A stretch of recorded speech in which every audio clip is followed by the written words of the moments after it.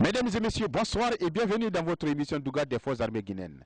Une émission du service des programmes de la radiodiffusion télévision guinéenne axée sur les activités des forces de défense et de sécurité de notre pays. Dans l'émission de ce soir, nous allons vous parler de la visite du chef d'état-major de l'armée de terre, le général de division Fodé Keita, au centre d'instruction d'infanterie de l'Abbé. Objet de la visite, s'enquérir des réalités du terrain et prendre contact avec les stagiaires. Dans le même registre, nous allons vous faire revivre les temps forts du tournoi de football militaire doté du trophée Général Namori Keita qui a eu lieu du 6 au 16 mai à l'Abbé. A noter que le Général Namori Keita est l'un des pères fondateurs des forces armées guinéennes. Mesdames et messieurs, je vous invite à suivre respectivement le commentaire de nos envoyés spéciaux, le commandant Mohamed Kassé et le sergent Aboubakar Kamano.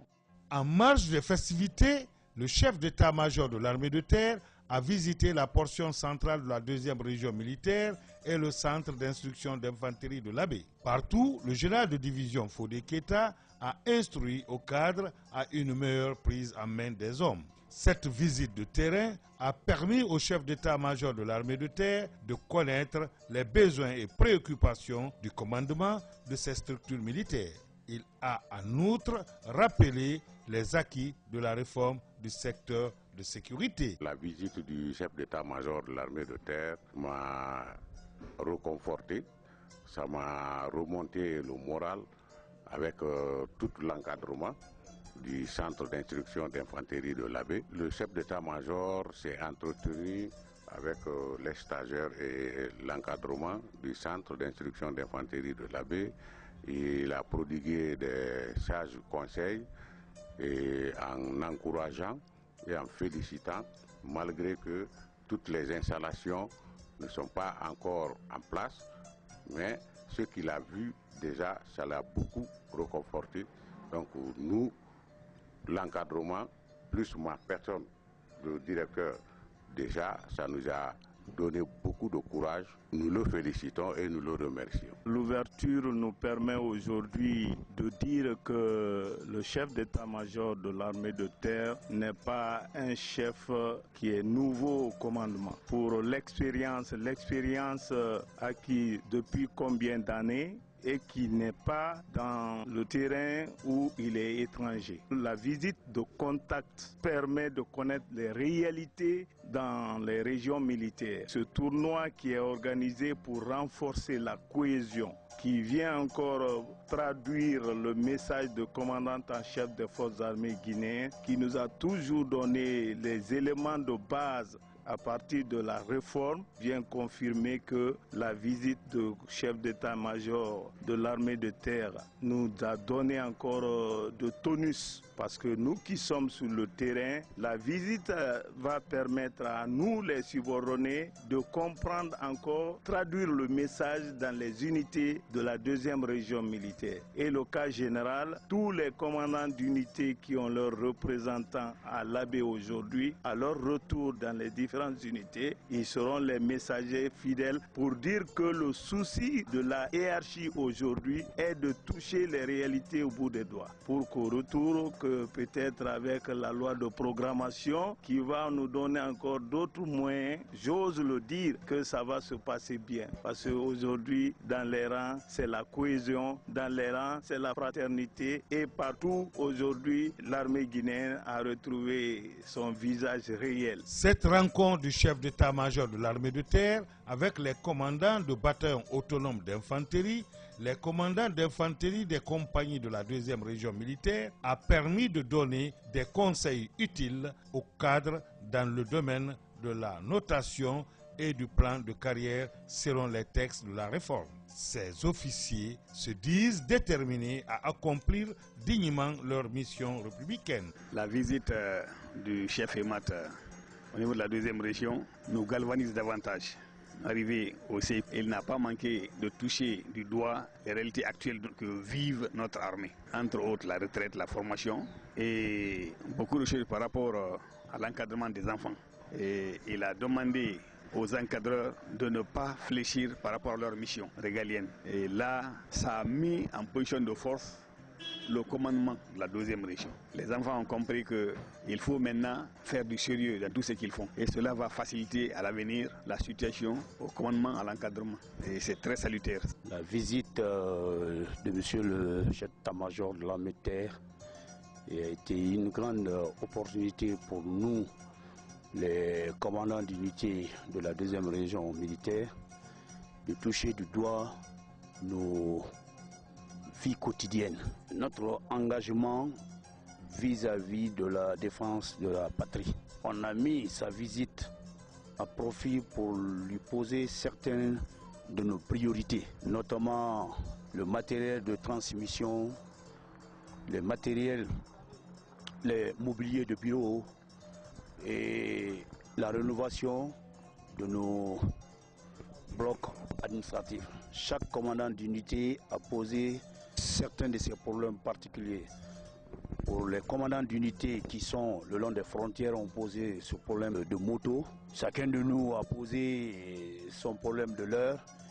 Et nous avons la ferme conviction que le chef d'état-major de l'armée de terre nous donnera satisfaction.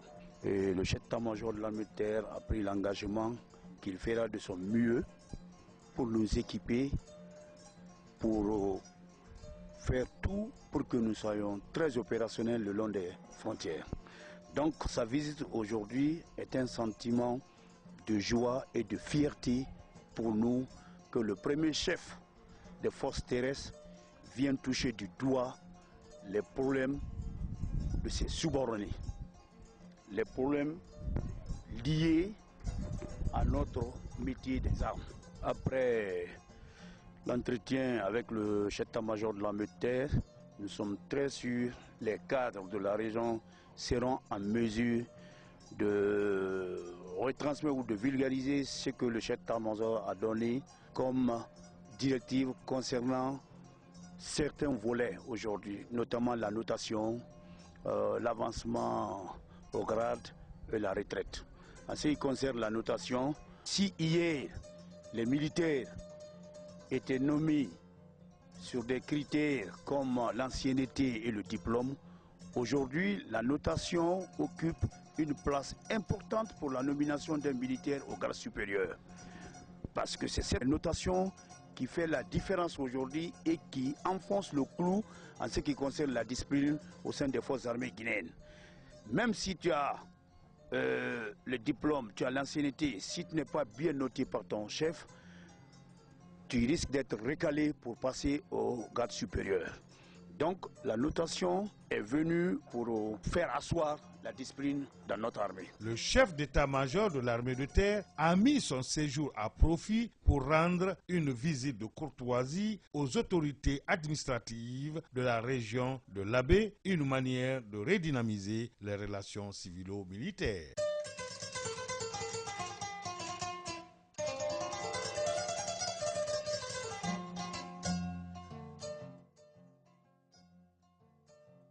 Avec la réforme du secteur de sécurité, le concept armée-nation retrouve sa lettre de noblesse. Les relations civilo-militaires se concrétisent de plus en plus sur le terrain. Un pari réussi grâce aux orientations des autorités militaires. Dans le domaine sportif, l'armée guinéenne se déploie sur tous les fronts pour l'épanouissement du sport dans notre pays. Le chef d'état-major de l'armée de terre a mis tout à notre disposition pour la bonne marche de ces tournois. Il y a beaucoup de unités qui n'ont pas été représentées. Je sollicite auprès de l'autorité supérieure à ce qu'ils invitent ces commandants d'unités, surtout des grandes unités, à fournir des équipes pour venir participer à ces tournois. C'est le seul tournoi actuellement aujourd'hui qui réunit l'ensemble de l'armée de terre. À l'Abbé, on a vu le beau football, on a vu la discipline, on a vu l'amitié civilo-militaire au sein de la population de l'Abbé. Je me rappelle lorsque l'Abbé fut bâti par Cancan pour les positionnements, mais il fallait voir la ville de l'Abbé. La ville était comme une ville morte.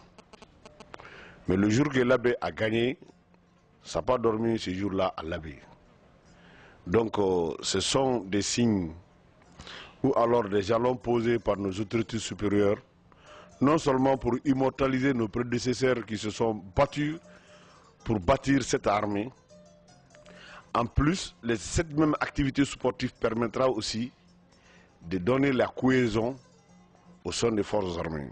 En plus de sa participation à la quasi-totalité des compétitions sportives nationales à travers l'ASFAG, la Grande Muette vient aussi en appoint à certaines disciplines sportives et organise en son sein des compétitions militaires. C'est le cas du tournoi militaire interunité de football, un des plus grands événements sportifs militaires. Organisé par le service des sports de l'armée de terre sous la clairvoyance de son chef d'état-major, cette compétition se joue de manière tournante sur le territoire national. Les objectifs sont très simples, c'est de trouver une équipe compétitive pour les forces armées guinéennes. Sur le plan national, pourquoi pas sur le plan international? Parce que nous avons fait la sélection et dans les jours à venir, l'équipe de l'état-major sera réaffiliée au niveau de la Fédération guinéenne de football. Parce qu'on est déjà affilié, il est question maintenant de réaffilier au niveau de la Fédération guinéenne de football. Mieux que ça, nos techniciens se sont battus. Le CEMAT a donné des instructions pour que la finale se joue avant le mois de carême. C'est ce qui fut fait. L'importance de telle organisation dans les relations civilo-militaires. À chaque organisation, on envoie un groupe percusseur. Je remercie le commandant en chef des forces armées guinéennes et le ministre d'État à la Défense et le chef d'état-major général des armées. Et sans oublier monsieur le chef d'état-major de l'armée de terre, le général de division Fodé Keita, un général sportif. Cette année, l'honneur est revenu à l'Abbé, 2e région militaire, d'abriter la 11e édition, dotée du trophée Feu Général Namori Keita, 3e chef d'état-major de l'armée de terre. Au nom de la famille Keita, je remercie l'autorité d'avoir porté le choix sur notre feu père, le général de brigade Namori Keita, 3e chef d'état-major de l'armée de terre. Cet homme, honnête, disponible, travailleur, intransigeant avec sa propre personne, a été à cet effet un des premiers pionniers de cette armée. Nous prions Dieu le miséricordieux de lui accorder son paradis et propager sa gloire sur les initiateurs de cet événement. L'événement a démarré le 6 mai dernier par un carnaval géant dans la cité de Karamoko Alpha Molabé, du gouvernorat au stade régional, en passant par le quartier Konkola. Tout au long de ce trajet, la population est massivement sortie pour galvaniser son armée dans une ambiance conviviale. L'objectif de cette retrouvaille de la grande famille militaire à travers cette animation de proximité est de consolider la confraternité entre frères d'armes d'une part et de renforcer davantage les relations civilo-militaires d'autre part. Cette compétition sportive vise essentiellement 3 objectifs, notamment raffermir les relations de fraternité, d'amitié et de solidarité entre les soldats eux-mêmes et leurs unités respectives qui les forment et les gèrent. Renforcer les relations civilo-militaires en surmontant les barrières que constituent les suspicions, la haine, en rétablissant la confiance entre tous les citoyens de notre pays et particulièrement entre les populations civiles, les soldats et les agents de sécurité. Mettre en place une équipe militaire de haut niveau devant représenter notre armée à toutes les compétitions nationales, africaines et internationales. Je suis certain que ces objectifs, s'ils sont atteints, intégreront les valeurs d'une armée républicaine respectueuse de nos institutions et expressive des aspirations des populations guinéennes tout entières.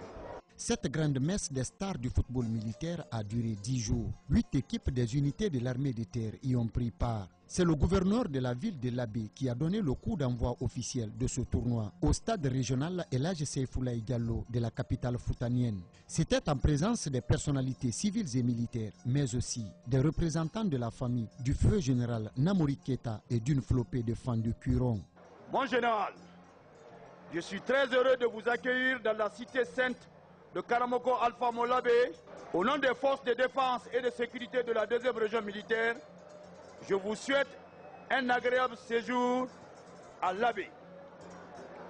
Dans l'armée, le sport constitue le soubassement de la formation militaire. Il se situe au cœur de toutes nos activités et toutes nos missions.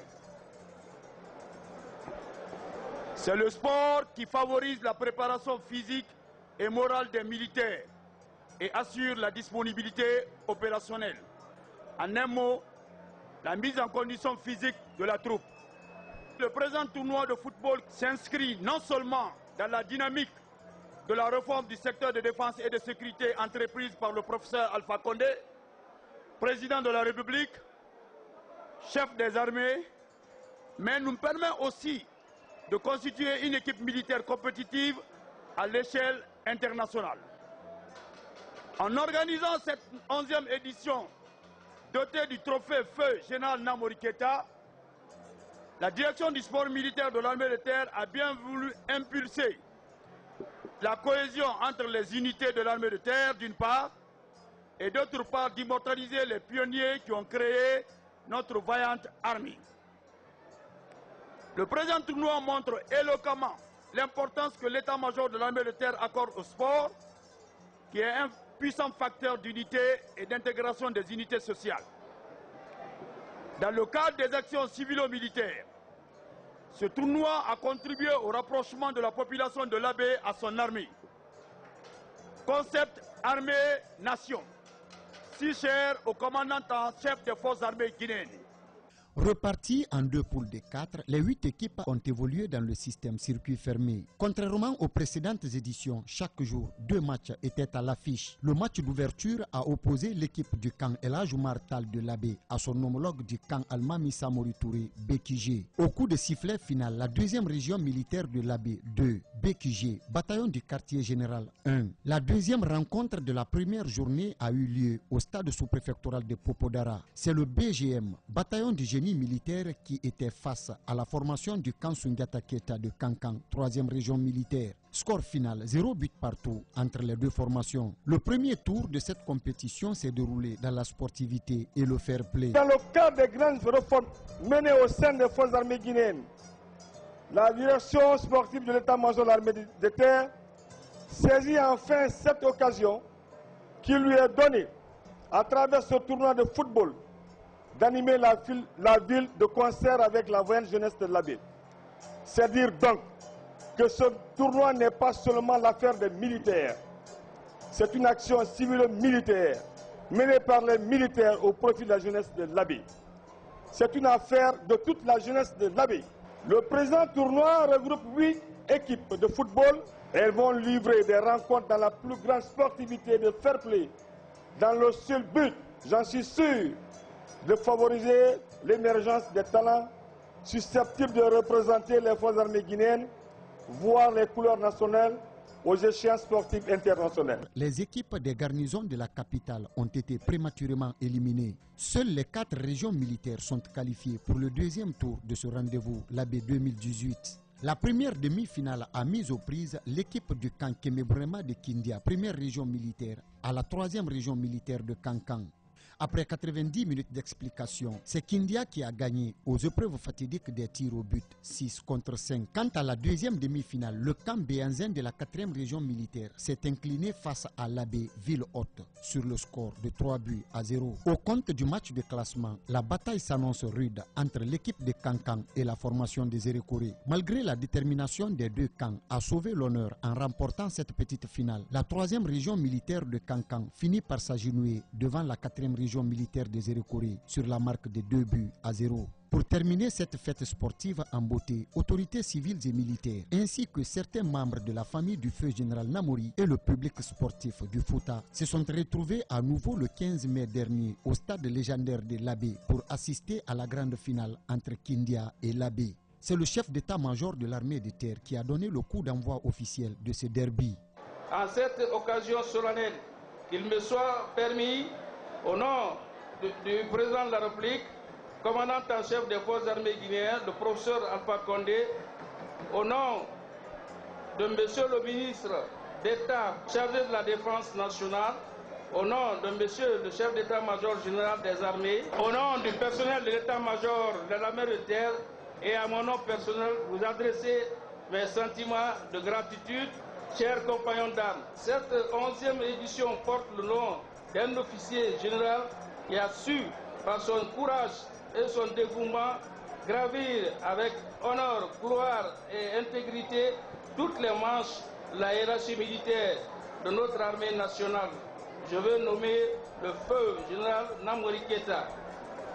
Au vu du succès que connaît ce tournoi, je remercie sincèrement la direction des sports de l'armée de terre, toutes les autorités civiles et militaires qui se sont impliquées de près ou de loin pour la réussite de cette organisation.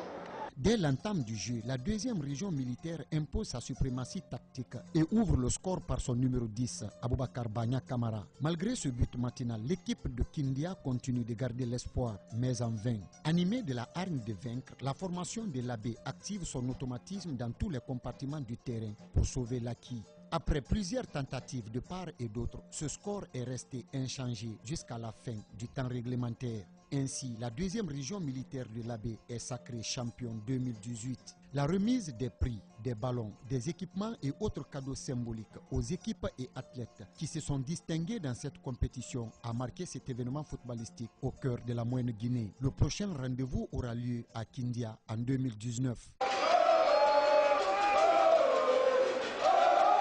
48 heures après sa brillante victoire, le commandement de la deuxième région militaire, entouré du staff technique et des joueurs fortement mobilisés, était dans les locaux du gouvernorat pour présenter la Dame Trophée aux autorités civiles et à la population de l'AB. Nous ne pouvons pas rester au camp pour dire que nous avons eu la coupe. La coupe là, ce n'est pas pour les militaires seulement. C'est pour toute la population de l'AB. Pour preuve, quand l'équipe a gagné, tout le monde scandait au terrain l'AB champion. Donc ce n'est pas les forces de défense, c'est toute la population de l'AB sous l'autorité de monsieur le gouverneur. Je profite de cet événement, de cette occasion pour remercier l'AB. Je demande au capitaine de l'équipe de l'AB de venir présenter la coupe à monsieur le gouverneur. C'est une première que nous ayons ce double honneur. L'honneur d'avoir donné à l'AB une coupe et l'honneur de fréquenter le gouvernorat en présentant cette coupe aux autorités régionales. Le long de ce tournoi à l'AB, nous avons constaté l'engouement des populations. Nous avons constaté le soutien des populations. Nous avons constaté l'intégration de la population dans l'organisation de ce championnat. C'est pour vous dire que nous voulons inscrire tout le monde dans la cohésion, dans l'unité, pour raffermir les solidarités naturelles. Depuis la relance de ce tournoi en 2016, aucune équipe des garnisons de la ville de Conakry n'a remporté ce trophée. Mesdames et messieurs, c'était tout pour ce soir. Il ne me reste plus qu'à vous souhaiter du plaisir en compagnie des programmes de la radiodiffusion télévision guinéenne. Bonsoir, à la prochaine pour d'autres émissions.